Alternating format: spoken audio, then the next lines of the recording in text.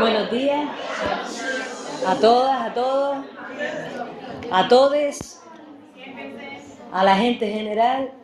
Agradecemos que estén aquí tan tempranito, a las 8:30. La gente de tercero y segundo estamos hoy, ¿no?, del grado de trabajo social, y otras personas que han venido también y que están aquí en primera fila. Muchísimas gracias por venir.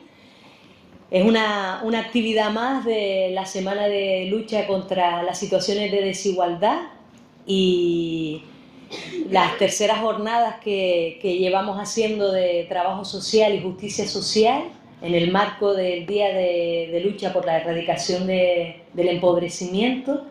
Pues estamos intentando centrarlo en 3 temas de mucha actualidad.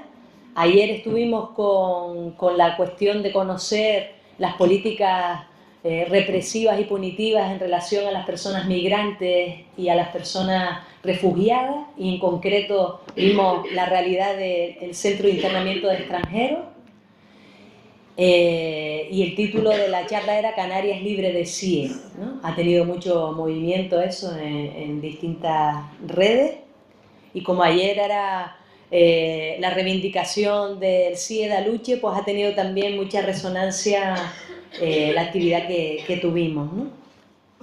Y hoy lo vamos a situar, que nosotras a veces hablamos de esa realidad como si fuera un pozo. Hoy vamos a bucear hasta el fondo del pozo. Vamos a ver aquellos elementos, aquellos mecanismos allá donde se fabrica la desigualdad, el empobrecimiento, la explotación, las distintas opresiones que estamos viviendo.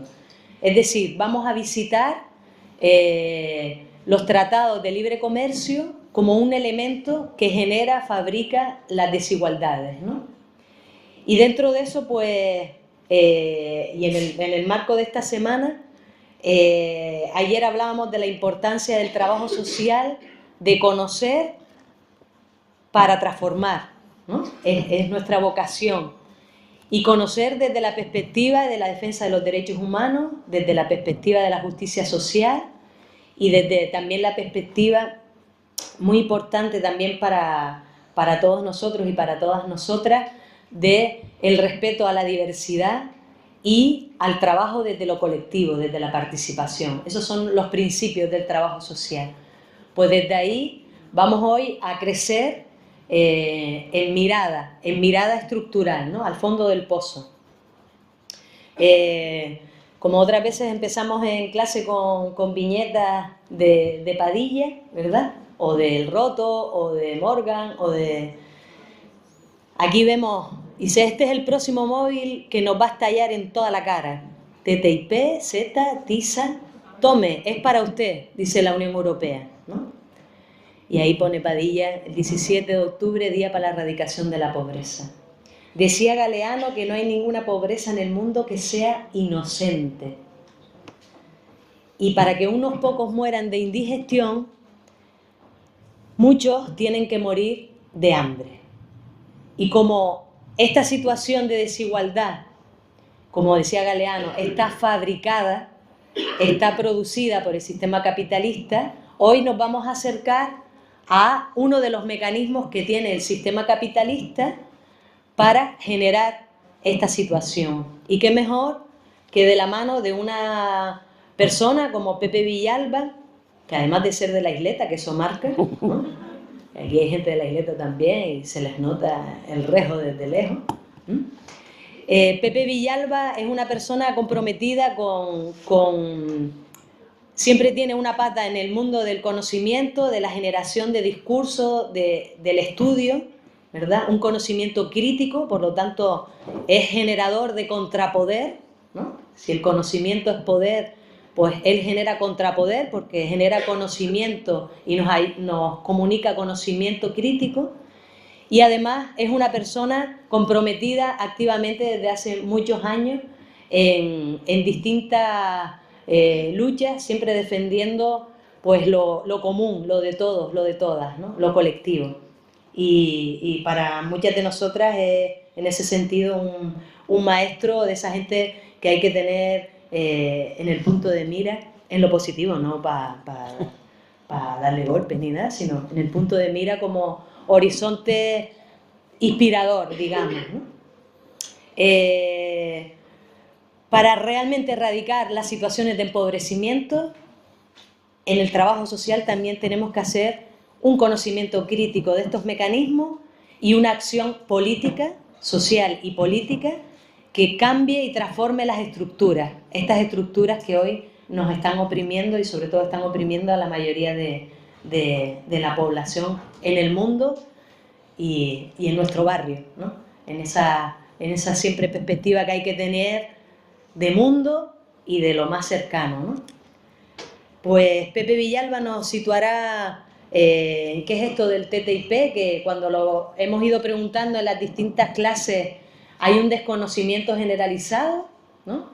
Y que nos parecía muy importante situar este análisis para poder también abrirnos a estas nuevas perspectivas. Pues muchísimas gracias, Pepe. Trabaja en el Negrín y hoy se pidió un día de vacaciones para poder estar con nosotras, así que muy agradecidas por tu dedicación y por tu compromiso, y vamos a disfrutar. Bueno, agradecerle a todos y sobre todo a Cordovi, que es un amigo, y por eso la presentación que me ha hecho. Vamos a ver si me aclaro con esto. Ahí. Bueno, la idea, yo me iba no tanto me voy a centrar en el TTIP, pero para situar el TTIP es necesario tener una idea global de cómo surge. Las cosas no surgen del aire, no es una ocurrencia que aparece en un momento, y entonces mi idea es dar una visión global de por qué surge el TTIP y qué significa el TTIP. Lo primero sería tener claro que es un tratado de libre comercio. Los tratados de libre comercio es un acuerdo entre dos partes para mejorar el comercio. Normalmente se centran en dos objetivos: disminuir las barreras arancelarias en el intercambio de bienes y servicios y homogeneizar la regulación. Todo tratado de comercio tiene repercusiones, un impacto en la sociedad en la que se aplica, y ese es un elemento central. El acuerdo transatlántico para el comercio e inversiones, que es lo que significa TTIP, que debí decirlo al principio, pretende liberalizar las relaciones comerciales entre Estados Unidos y Europa, que son las dos áreas comerciales más importantes del mundo en estos momentos. Una de las características principales es que las relaciones comerciales entre Europa y Estados Unidos, las barreras arancelarias son muy pequeñas. Las diferencias fundamentalmente donde están es en las barreras reguladoras. ¿Qué son las barreras reguladoras? Las barreras reguladoras son las leyes que cada país tiene regulando servicios, regulando mercado de trabajo y demás. Generalmente esas barreras son los derechos sociales y políticos que se han ido consiguiendo y que en determinados momentos pueden limitar la obtención de beneficios del capital. Por eso es tan importante centrarnos en el TTIP, porque no existen realmente unas barreras arancelarias. Lo que paga un producto que va de Estados Unidos a Europa o de Europa a Estados Unidos están en torno al 2-3% de las barreras arancelarias. Son más altas, eso sí, en la agricultura, pero por un sentido muy de política de protección de la agricultura europea frente a la agricultura alemana, frente a la agricultura industrializada americana. Esas son quizás las barreras económicas arancelarias más altas, pero donde está el elemento central es en las barreras que son las bases reguladoras, las leyes que regulan la actividad económica en cada país. Y en ese sentido el TTIP, a donde atenta, a donde se dirige fundamentalmente, es a eliminar esas barreras. Este no es un proyecto nuevo, sino que responde a una serie de políticas que se han ido implantando a lo largo de los tiempos. Ahí tengo yo, y que son parte de un proceso, que es lo que se ha llamado las políticas neoliberales, la globalización neoliberal. Ahí les pongo el ejemplo de los hechos más importantes de estas políticas. El Tratado de Maastricht, que se firma en el 92, el Tratado de Libre Comercio entre Estados Unidos, Canadá y México, que se firma en el 94, ha destrozado México. Es un ejemplo que tenemos que tener en cuenta de las consecuencias que puede tener para Europa la aplicación de este tratado. En 1998 intentaron implantar el Acuerdo Multilateral sobre Inversiones, el AMI, que ahora se recogen muchas de esas medidas que se derrotaron en el 98, fundamentalmente por la movilización y destaparlo, sacarlo a la luz. Fue, por ejemplo, yo no sé si ustedes conocen ATAC, la Asociación por una Tasa a las Inversiones. Esa asociación ATAC surge en la lucha contra el AMI y ha creado todo un proceso e incluso un periódico que les recomiendo, es muy importante, Le Monde Diplomatique en español, se publica mensualmente y se consigue relativamente fácil, es una revista tipo periódico mensual. Surge todo ese proceso de organización, surge en torno a las luchas que se desarrollan contra el Acuerdo Multilateral de Inversiones. Después, otro intento que también fracasó es el Área de Libre Comercio de las Américas, el ALCA, que quería crear un área de libre comercio en toda América Latina, extendiendo una especie del tratado del TLC, del Tratado de Libre Comercio de América del Norte, extenderlo a toda América Latina. Ese proceso ha sido derrotado en 2005 en la cumbre de Montevideo, produciendo todo lo que hemos visto en estos años de resurgimiento de América Latina como fuerza económica y el desligamiento de la tradicional dependencia que había tenido Estados Unidos. La directiva Bolkestein es otro tratado que se derrotó. La directiva Bolkestein era una directiva de la Unión Europea que tocaba fundamentalmente la liberalización de los servicios. Fue derrotada en 2006, también fruto de la movilización social en Europa. La Constitución Europea es otra derrota que se lleva en la política neoliberal. Se intentó implantar una Constitución Europea que era fundamentalmente el proyecto neoliberal a fondo y fue derrotado también fundamentalmente en Francia en 2005, pero tenemos que recordar que en España el 77% votó a favor del referéndum, a favor de la Constitución Europea. Y eso es conveniente recordarlo porque después, cuando llega la crisis del 2008, se dijo: nadie nos avisó de lo que estaba pasando, nadie sabía que esto iba a pasar. Falso.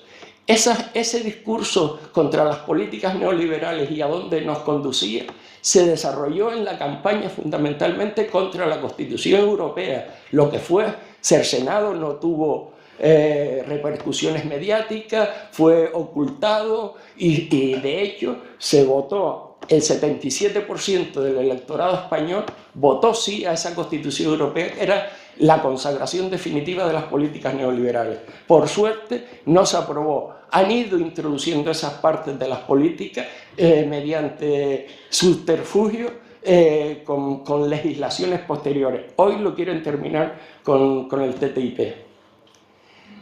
En concreto, el Tratado de Libre Comercio viene gestándose desde hace tiempo, fundamentalmente desde la Declaración Transatlántica en 1990. Es importante situarnos en la década de los 90. ¿Qué pasaba en esa década de los 90? Es la desaparición de la URSS, 1991, la implosión de la Unión de Repúblicas Socialistas Soviéticas, es la guerra de los Balcanes en el 91, es la primera guerra del Golfo en el 91. En ese marco es en el que se lanza la idea de crear un gran área transatlántica de libre comercio.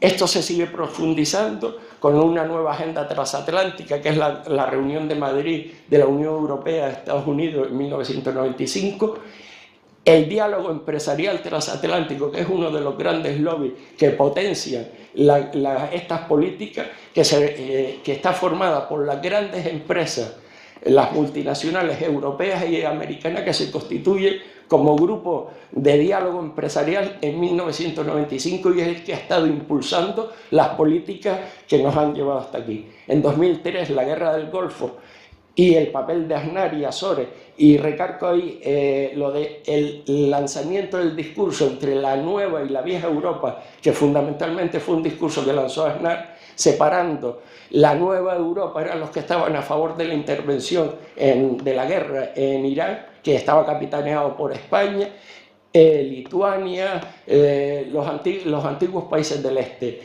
los Balcanes, los bálticos, los países bálticos y toda Europa central. Esa era la nueva Europa, que eran los elementos fundamentalmente más aliados a Estados Unidos. La vieja Europa, que se denigraba, eran los que se habían opuesto a la guerra, fundamentalmente capitaneados por Francia en aquel momento. En 2011 es cuando se constituye el grupo de alto nivel que empieza ya en sí a trabajar en lo que es concretamente el Tratado de Libre Comercio. Un poco cómo se han llevado a cabo este proceso de negociación. Lo fundamental es recalcar que el secretismo ha sido la norma de este proceso. Ahí vemos el primero fue el grupo de 2011, que hablaba antes, el grupo de trabajo de alto nivel sobre el empleo y crecimiento, que es donde se desarrolla ya la idea definitiva de un tratado. En 2013 es cuando se empieza el proceso concreto de negociación del actual tratado. Obama en un discurso llama a la necesidad en un discurso del Estado de la Nación en Estados Unidos, llama a la necesidad de crear un gran bloque de comercio que recoja a los 3 países del NAFTA o Telecan, a los 27 países de la Unión Europea, a los 4 países de la Asociación Europea de Libre Comercio, Islandia, Noruega, Suecia y Liechtenstein. Vemos que aquí, de entrada, vemos 3 paraísos fiscales y es un elemento a destacar. El presidente de la Comisión, Durão Barroso, anuncia en 2013, a ver si lo puedo reducir para atrás, anuncia en 2013 el comienzo de las negociaciones del tratado. La primera ronda de negociaciones empieza en junio de 2013 entre la Comisión Europea y el Departamento de Comercio. El primer borrador se filtra en marzo del 2014 y es cuando empieza a desarrollarse la campaña de oposición. El borrador revela que el tratado no permitirá a los gobiernos aprobar leyes para la regulación de sectores económicos estratégicos como la banca, seguros, servicios postales y comunicaciones. Y un elemento fundamental, cualquier empresa podrá denunciar a los estados si considera que las políticas que aprueba limita su capacidad de negocio, de obtener beneficios, por lo cual tendrá que ser compensado. Uno de los elementos que define esto es que el tratado prohibiría la renacionalización de empresas que hayan sido privatizadas. Por ejemplo, si se ha privatizado la sanidad y el gobierno siguiente quiere volver a nacionalizar la sanidad, sería imposible por este tratado. Una muestra de cómo se han llevado las negociaciones es que ha sido declarado materia clasificada durante 30 años los protocolos y toda la información de la negociación. Y para ver la muestra a la que hemos llegado es que los eurodiputados, para consultar al final de una lucha, se consiguieron que los eurodiputados pudieran acceder a los materiales de la negociación. Pero los materiales de la negociación se les enseña en una habitación cerrada, a las que se les cachea, a un eurodiputado se le cachea para que no entre ni bolígrafo, ni cámara fotográfica, ni teléfonos móviles, ni cualquier medida que sirva para reproducir. Lo que te puedas enterar de memoria y lo puedas reproducir de memoria es lo único que se te da acceso.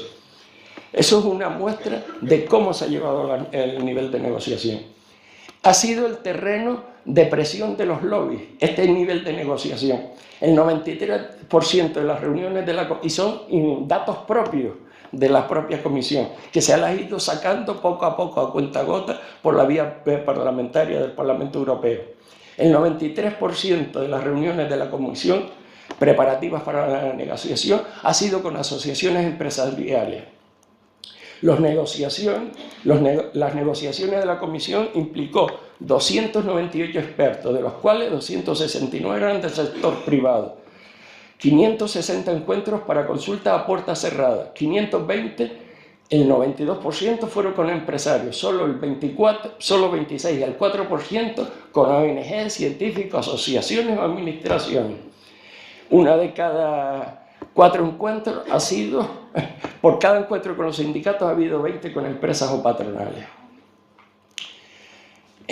Susan York los llama los tratados vampiros, y los llama los tratados vampiros en el sentido de que les da la luz y mueren. Es lo que vimos antes con el AMI, con la Constitución Europea. La intención era aprobar el acuerdo del TTIP antes de finalizar 2016. Ahora mismo está empantanado, precisamente por la movilización social que se ha desarrollado en Europa. Las grandes manifestaciones esta semana han sido bestiales en Alemania y en Francia, las grandes manifestaciones que se han desarrollado.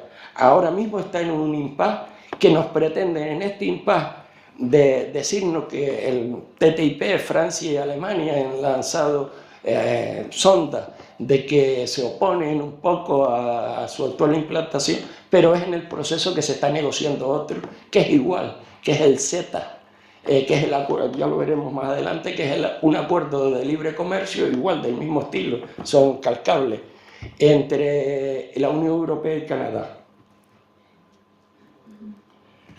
Situemos ahora por qué surge el TTIP, y hay que entenderlo. Yo creo que es la parte menos difundida en estos momentos.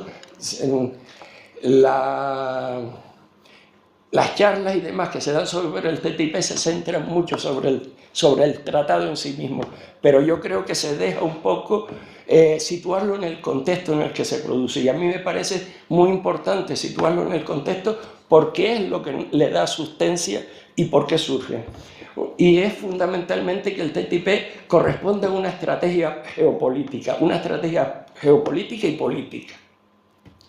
Uno de los elementos centrales sería la crisis de Occidente, entendido Occidente como el capitalismo occidental, lo que ellos han llamado habitualmente Occidente. Es la crisis de 5 siglos de dominio europeo, de eurocentrismo y de la centralidad del mundo atlántico. Ha sido 5 siglos en lo que es el mundo atlántico, el área atlántico, de ahí viene, por ejemplo, la Organización del Atlántico Norte, la OTAN, ha sido el dominio económico del mundo por la parte norte del Atlántico. Y ese elemento es uno de los elementos que ha entrado en crisis, no en la crisis de 2008, entra en crisis fundamentalmente a mediados de los años 70. La crisis del dominio del Atlántico es la crisis del dominio de la tríada y el surgimiento de un naciente mundo multipolar. La tríada es Estados Unidos, Europa Occidental y Central y Japón, que lo vemos en el mapa, cómo han dominado la economía durante todo esto, fundamentalmente el periodo posterior a la Segunda Guerra Mundial. A esto empiezan a surgir fundamentalmente a finales de la década de los 90 distintos polos de poder económico que lo vemos en el otro mapa de un mundo multipolar. El surgimiento de un naciente mundo multipolar. Hoy no podemos hablar como existía durante el periodo bipolar, que era la confrontación entre Estados Unidos y la Unión Soviética. Veíamos que existían 2 bloques de poder establecidos y estables. Eso cae y ya lo veremos más adelante, y se constituye un mundo unipolar. Hoy ese mundo unipolar ha entrado en crisis y estamos ante el surgimiento de un mundo multipolar. Multipolar significa que hay distintos polos de poder económico y político que interfieren y diseñan el juego entre estos distintos polos, diseñan la política económica del mundo. Asia está desplazando al gigante de Estados Unidos y Europa como mayores economías exportadoras y proveedoras de inversiones.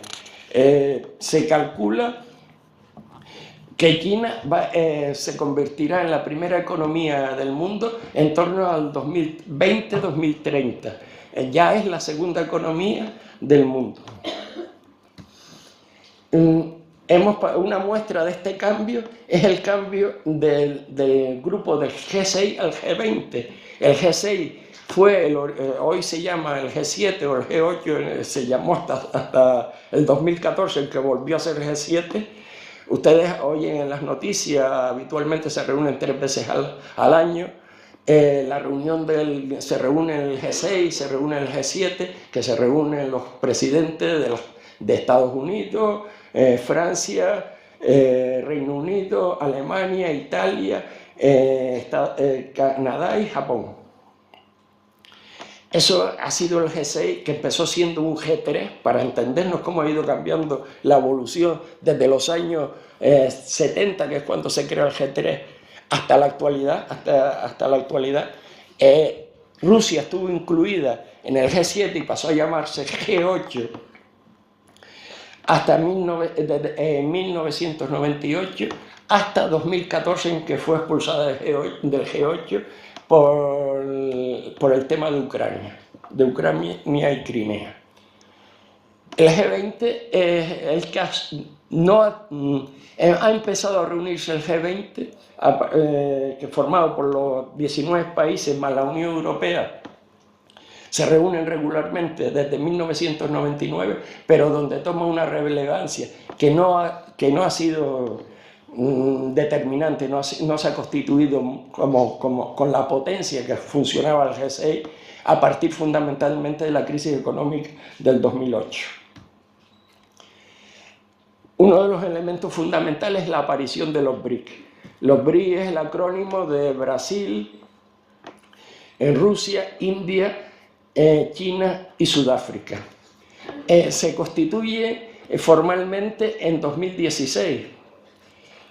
En 2016 empiezan las reuniones y que darán los contactos, porque se constituye finalmente como BRIC en 2009. En 2011 se incorpora Sudáfrica.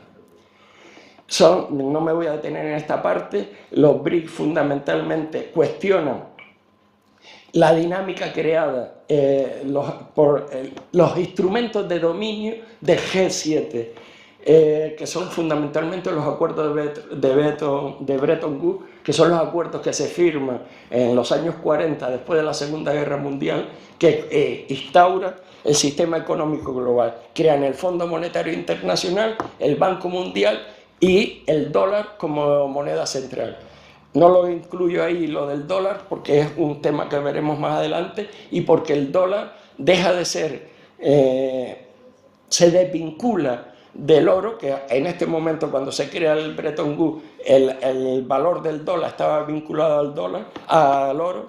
En el 73 Estados Unidos desvincula el dólar del oro. Eso es uno de los elementos fundamentales de la globalización y lo que potenciará la financiarización de toda la economía, lo que hemos visto del crecimiento global del poder financiero. Actualmente los BRIC del 2011 han entrado en crisis. La crisis del 2008 también les ha afectado a ellos, fundamentalmente porque han dependido mucho del precio de las materias primas, y en ese sentido, al bajar el comercio global, al bajar a la crisis económica, ha hecho bajar el precio de las materias primas. Entonces muchos de estos países han sido afectados, fundamentalmente Brasil y Rusia, con el precio del petróleo. Pero no es una cuestión fundamentalmente de mercado, sino de una política que se ha desarrollado para atacar a estos países. Eso lo veremos más adelante. ¿Cómo contesta el BRIC a las políticas del Fondo Monetario? Ha creado dos instrumentos fundamentales, que es el nuevo Banco Asiático de Inversión e Infraestructura, que se crea en 2014, que es una alternativa al Fondo Monetario Internacional, igual que el nuevo Banco de Desarrollo, creado en 2015 y que empieza a funcionar en 2016. los tres países fundamentales, China, el único país que hoy tiene un proyecto soberano distinto al bloque global, tiene una política de Estado nacional. Eso es uno de los elementos que lo diferencia de las políticas globales. Su relación con Rusia y con el BRIC, y sobre todo dos proyectos fundamentales, que son los que las ha hecho chocar fundamentalmente con Estados Unidos y nos ha puesto en estas dinámicas de guerra fría en que vivimos actualmente. Uno de los fundamentales, se lo he puesto ahí, la reconstrucción, una política que está desarrollando China, de reeditar la ruta de la seda. Son varias rutas de la seda, marítimas y terrestres, que se trataría de conectar el mercado chino fundamentalmente con Europa. Y otro elemento de enfrentamiento directo con Estados Unidos son las políticas de inversión exterior china, que se desarrollan fundamentalmente en dos áreas que habían sido monopolio tanto de Europa, que es África, que ha sido el monopolio de franceses, ingleses y belgas en este siglo, y América Latina, que ha sido el monopolio fundamentalmente de Estados Unidos. La entrada de China como potencia inversora en estos países es otro de los elementos que nos sitúa en esta dinámica. Rusia, potencia nuclear, con toda la crisis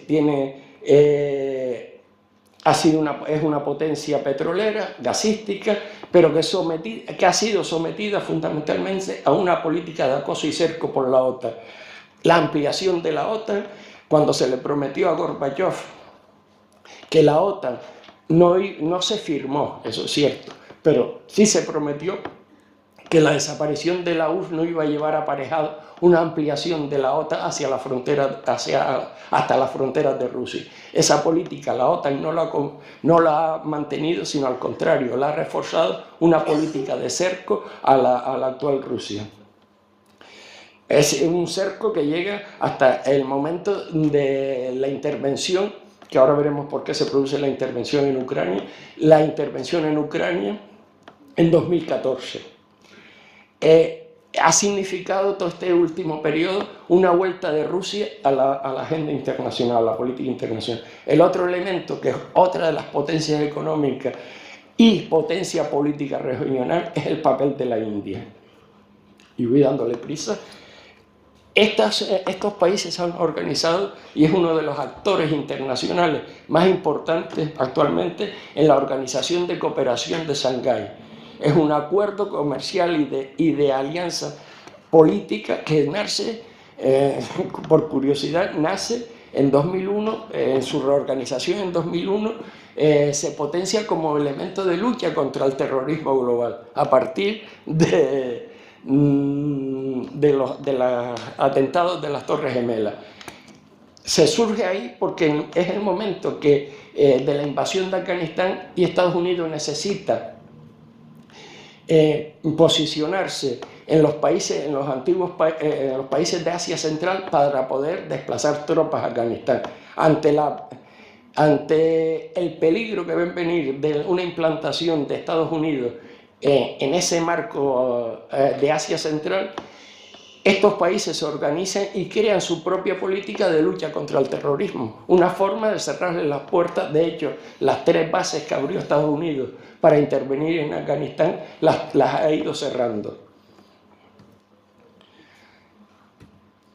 Esto se da en el marco de una crisis de la hegemonía de Estados Unidos. De la bipolaridad a la unipolaridad. Estados Unidos, como vencedor de la Guerra Fría, mantiene una política de unipolaridad, de poder absoluto, que es aceptado. Inmediatamente después de la caída del muro de Berlín, esa unipolaridad no es contestada. De hecho, es el momento en que Rusia entra en el G7, como vimos antes, y hay una aceptación de ese dominio americano. ¿Cuándo se rompe ese dominio americano? He puesto la foto de marzo de la reunión de las Azores, porque yo creo que es el elemento central que relanza lo que es la política de buscar una multipolaridad. es en el momento en que la hegemonía de Estados Unidos es absolutamente contestada. En la intervención del 2003 en la guerra del Golfo es el intento de Estados Unidos, de hecho muchos lo consideramos un golpe de Estado global, de Estados Unidos de asumir el poder global, de no contar con nadie. Por eso en ese momento, les recordaba antes, lanza la idea de la nueva y la vieja Europa, que significa romper la dinámica de unidad europea, porque aunque teóricamente Estados Unidos ha apoyado siempre el proceso de unificación europea, lo ha apoyado con condiciones, en el sentido de que desde el fin de la URSS, la política dominante de Estados Unidos es impedir que surja en cualquier momento una potencia capaz de contestarle. Y en ese sentido, por eso, ahora lo veremos, lo del resurgir de la geopolítica. La naciente multipolaridad, que lo vimos ahora ahí, tres actores fundamentales a nivel regional, pero con implicaciones globales, que es China, Rusia e India, y el surgimiento de potencias intermedias, que son potencias de poder regional: Indonesia, Vietnam, China, Turquía, Etiopía.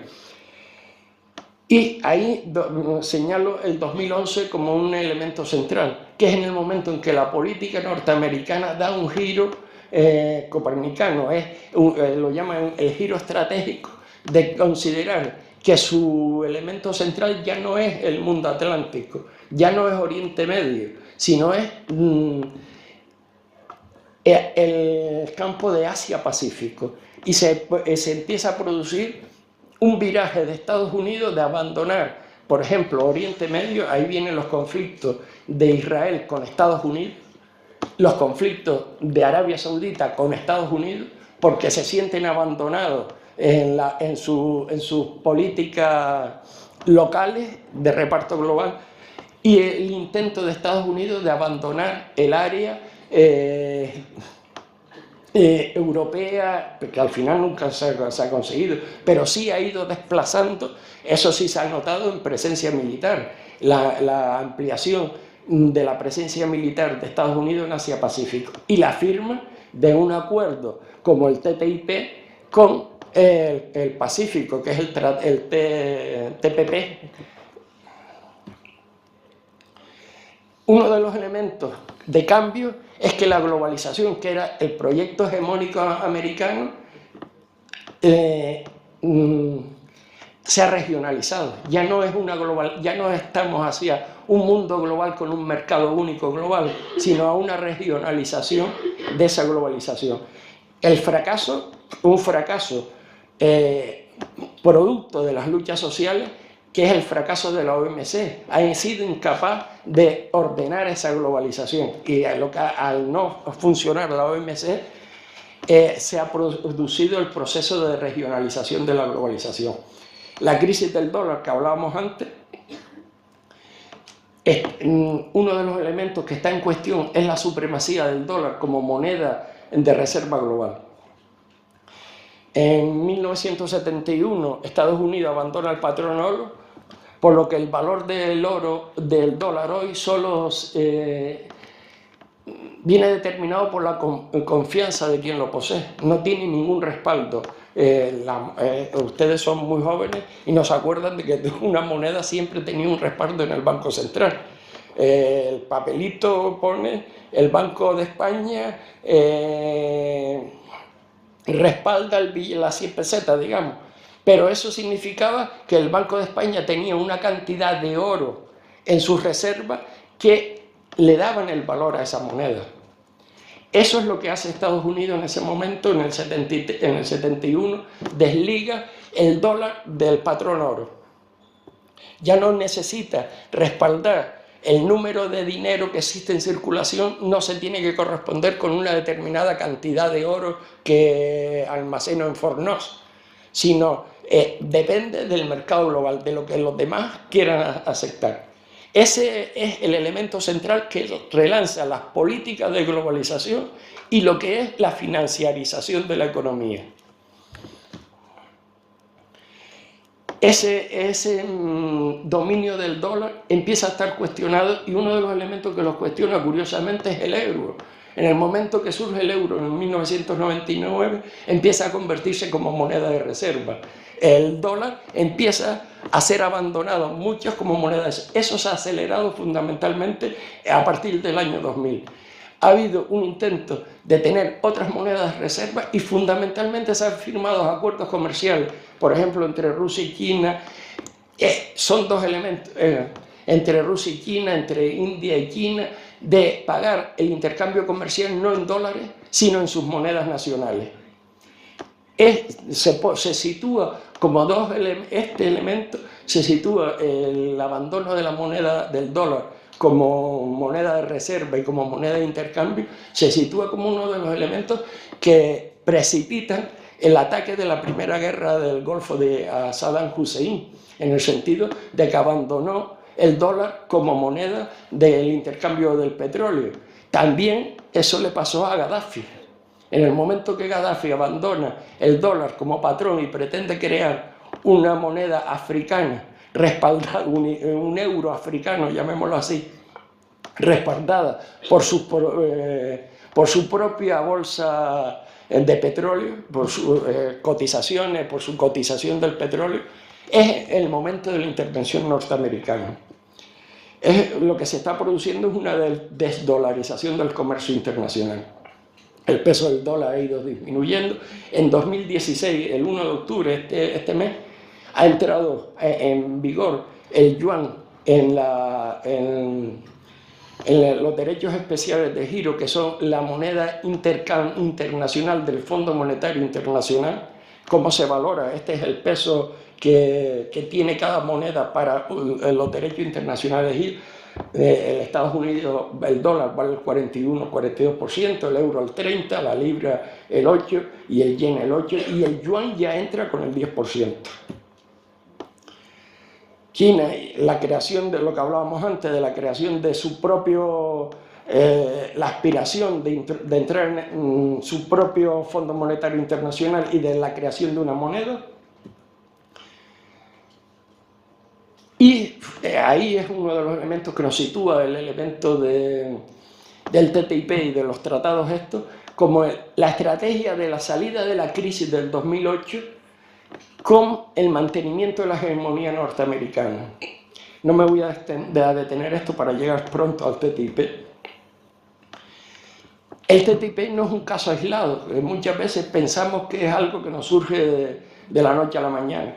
Hablábamos antes de la Organización Mundial del Comercio, que era el intento de ser el TTIP global, que eso con las políticas, al entrar en crisis, la globalización en el sentido de globalización unipolar y aparecer un mundo unipolar, empiezan a entrar en crisis, fundamentalmente se paraliza la Organización Mundial del Comercio porque son incapaces de imponerle al tercer mundo, a los países menos desarrollados, sus políticas agrícolas.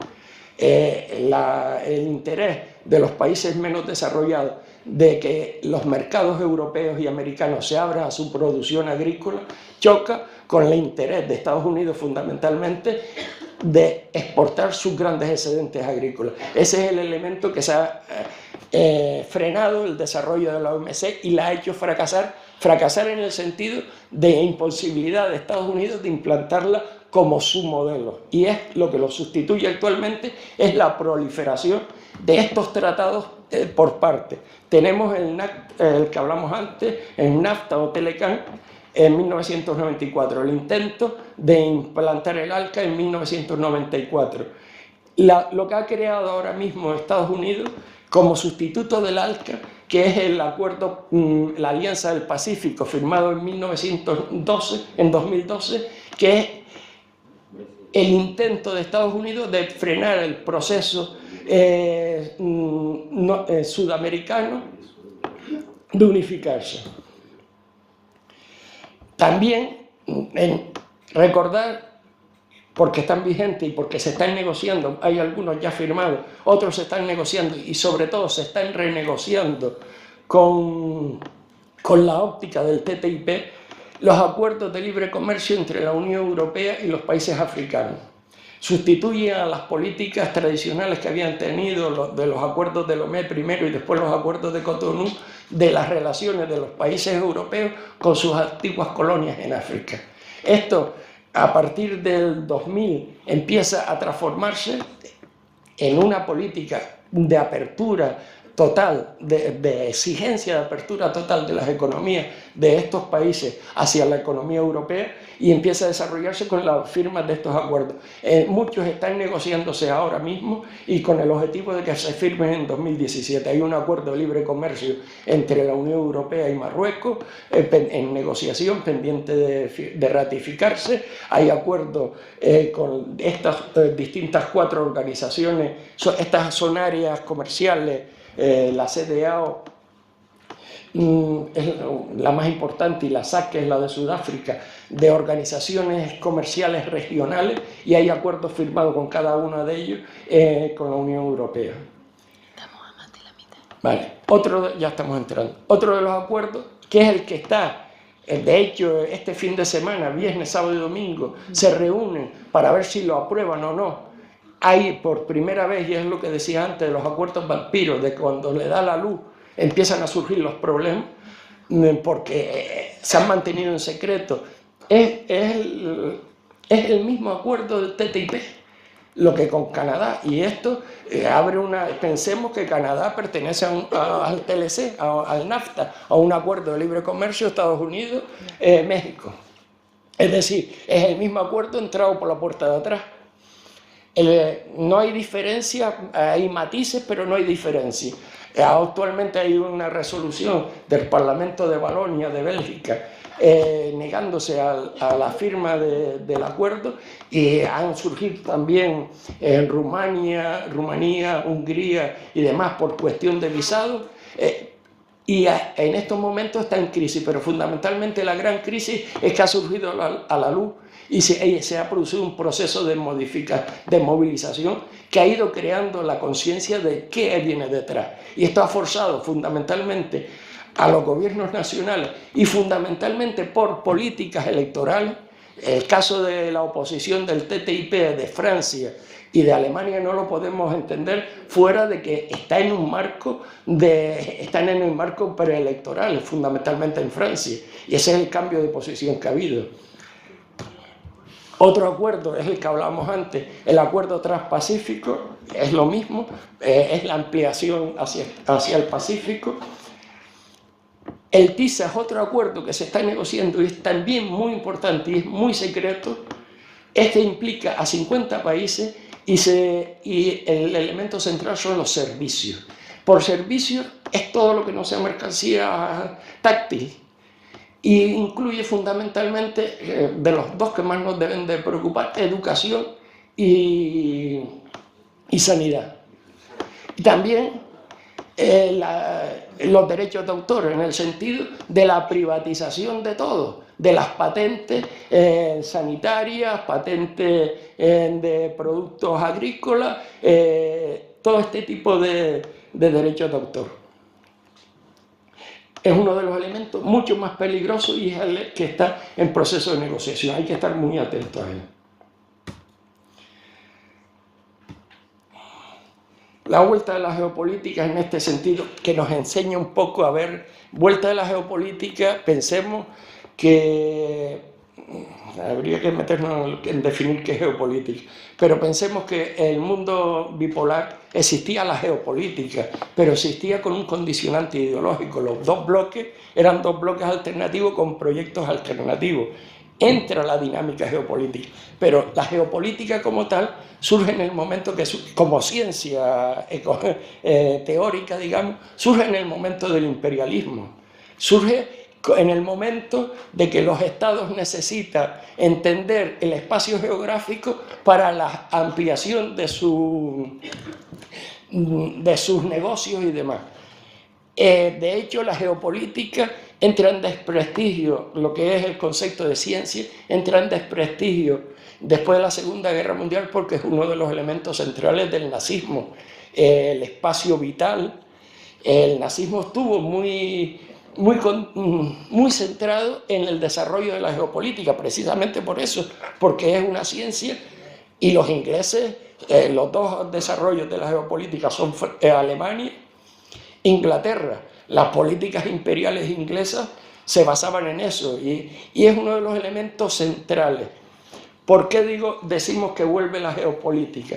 En el sentido de que el marco central, Estados Unidos se plantea, después de la Guerra Fría, que no surja una potencia que sea capaz de hacerle frente, como en su momento fue la URSS.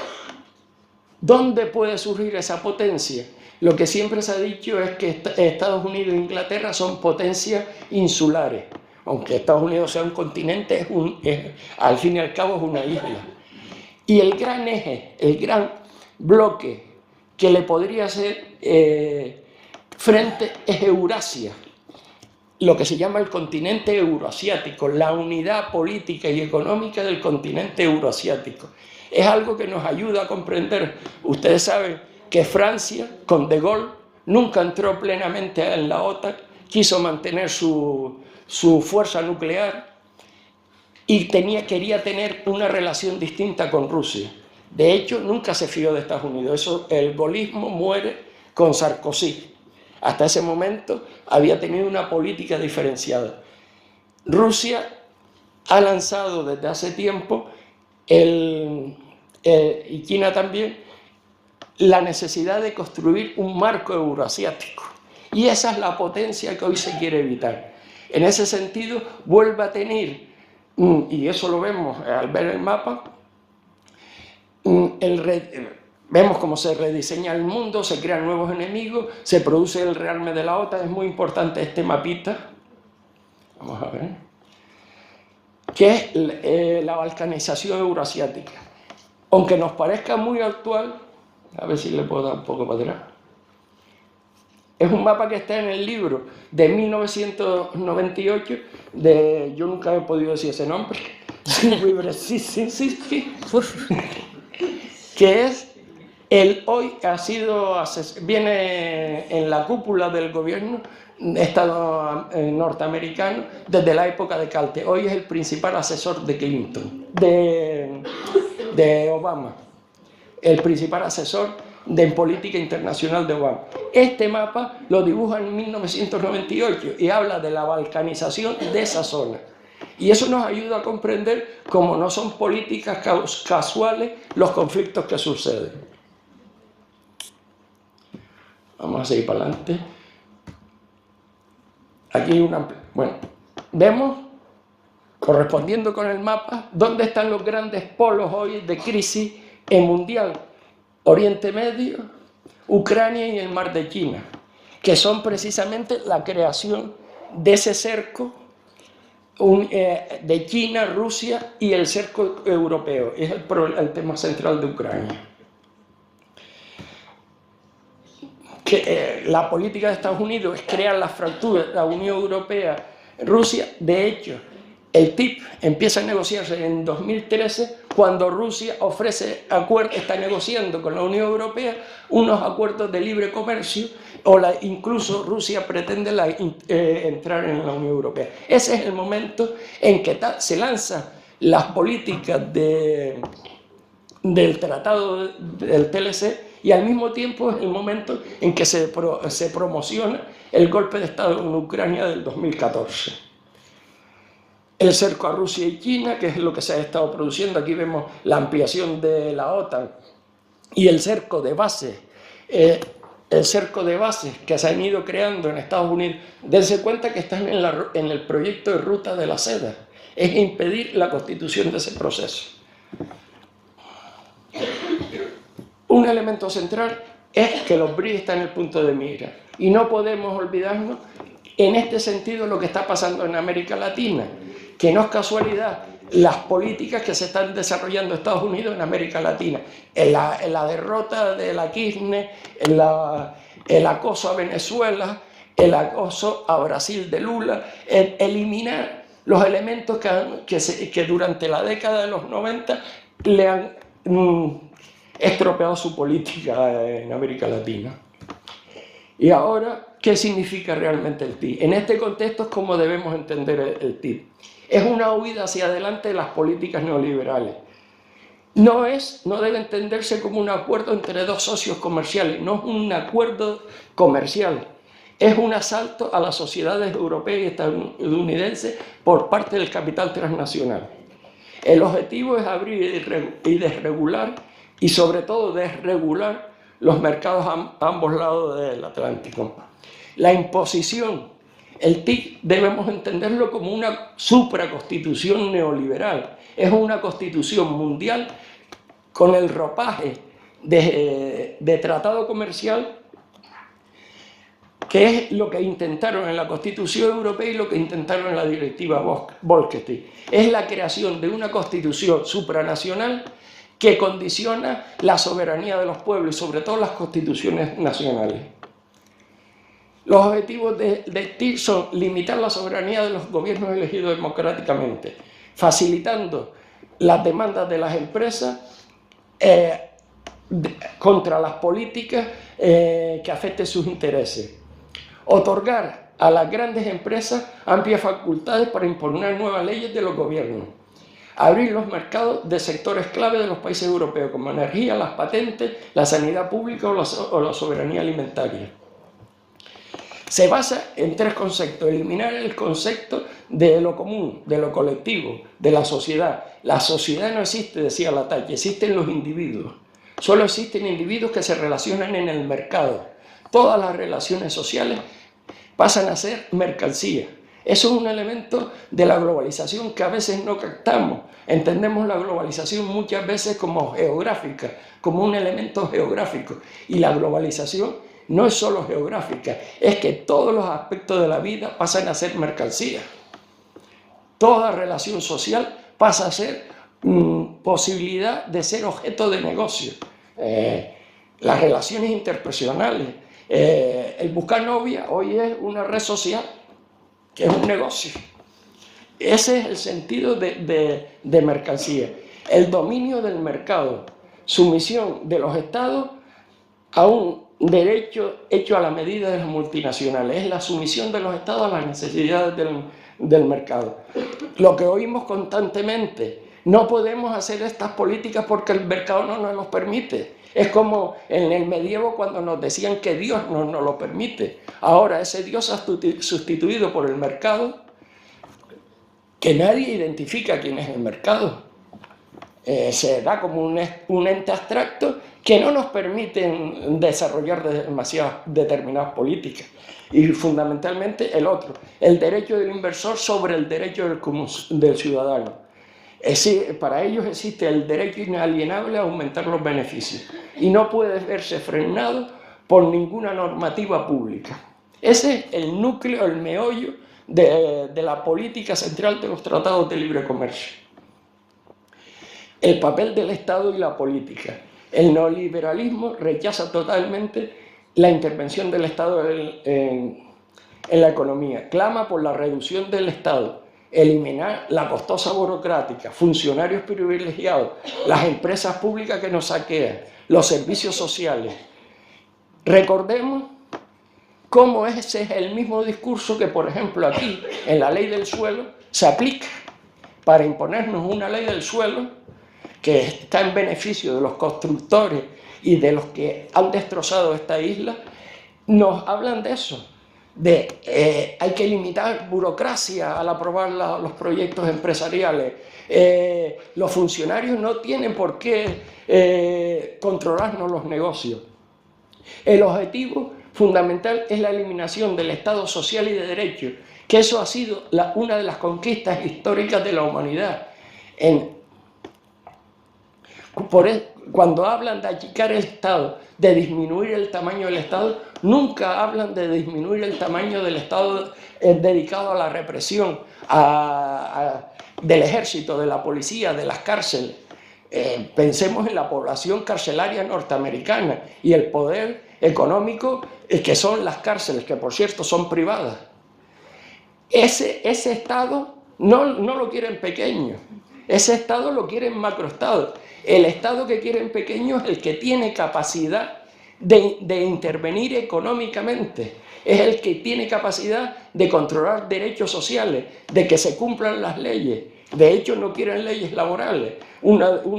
Estamos en el edificio de derechos y uno de los elementos fundamentales que desde hace años quieren eliminar es el derecho laboral. Quieren que las relaciones de los trabajadores con su empresa se rijan por el derecho mercantil. De hecho, ustedes sabrán que muchas carreras están encontrando empleo convirtiéndose en autónomos, o el supuesto prestigio que le quieren dar a lo que llaman los emprendedores. Los emprendedores no es otra cosa que decirles conviértanse en empresarios, compitan entre sí, y si sobrevive uno, que se viva, el resto morirá en el camino. Eso es lo que llaman emprendeduría, el darwinismo social aplicado a tope. Por eso estamos surgiendo, al mismo tiempo que hablamos de reducción del Estado, vemos cómo surge el autoritarismo democrático en el que estamos inmersos cada vez más. Pero eso se construye con un ataque a la política, con decir la política es lo negativo, no tenemos que entrar en política, todos los políticos son iguales. Es la construcción de ese discurso que se ha hecho durante mucho tiempo, es lo que nos ha situado, nos ha dejado indefensos, nos ha dejado sin capacidad de reacción, cada uno buscándose su emprendeduría y sin intervenir en lo colectivo, que es el elemento fundamental que nos define la política, que la política es la intervención en las decisiones de lo colectivo. Como ellos no creen en lo colectivo, quieren la supremacía de lo individual, dominado por el capital. Ese es el discurso que se ha ido implantando. Los instrumentos por lo que se aplica dentro del tratado son dos: el mecanismo de solución de controversias entre las inversiones del Estado y el Consejo de Cooperación Regulatoria. El primero es la capacidad de las empresas de denunciar a los Estados si consideran que esas leyes impiden que ellos obtengan beneficios. ¿Dónde se hace esa denuncia? No en un tribunal público, sino en un tribunal creado es proceso para esto, donde, por ejemplo, yo como ciudadano, si me siento afectado, no puedo recurrir, ni un Estado puede recurrir. El único que puede recurrir es las empresas contra el Estado. Es la única línea de intervención de estos tribunales, supuestamente para limitar conflictos entre empresas y Estado. El otro es el Consejo de Cooperación Regulatoria, que se convierte en una especie de parlamento, donde las leyes que se van a negociar en un Estado se negocian primero aquí.